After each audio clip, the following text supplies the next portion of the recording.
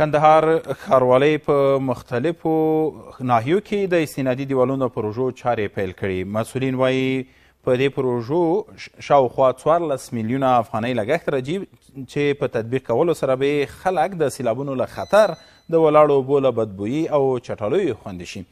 بلخوا د کندهار اوسیدونکي د ورته نورو پروژو د پیل او دوام غوښتنه کوي.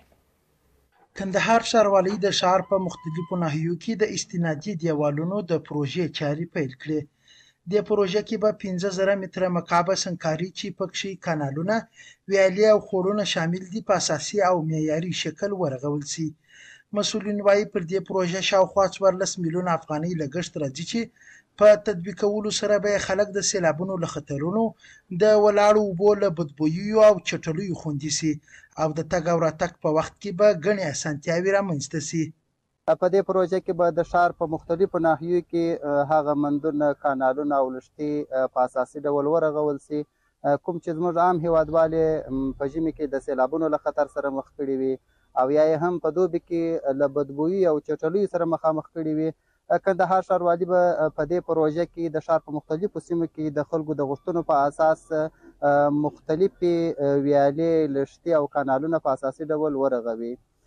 د استنادي دیوالونو دغه پروژه چې تقریبا 15,000 متره مکعب سنګکاري کیږي، د 14 میلیونه افغانیو په لګښت به یې ټولې رغنیزې چارې د 4 میاشتو په موده کې پای ته ورسیږي. د ښار اوسیدونکي د دې پروژې په پیل خوښ دي. وایي دا ډول کارونه نه یوازې د چاپیریال د پاکوالي لامل کیږي، بلکې د بارانونو او سیلابونو پر وړاندې هم د دوی سیمې خوندي کوي. زموږ پر کور باندې په 2 وارې په 3 وارې د کلي پنځلې شهیدان دي، چې اوبه راغلي دي، مړ انسانان ایستلي د کور ورته چې د سرای پر مټ باندې ونه نړېږي.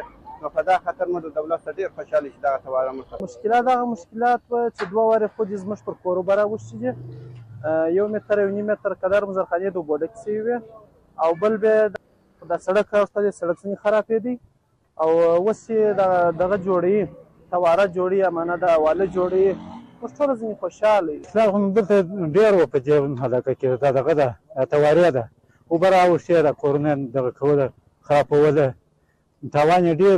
په یاده پروژه کې به هره ورځ 40 مسلکي او غیر مسلکي کسانو ته د کار کولو زمینه برابره شي چې ټولې ساختماني چارې به د 4 میاشتو په موده کې پای ته ورسیږي.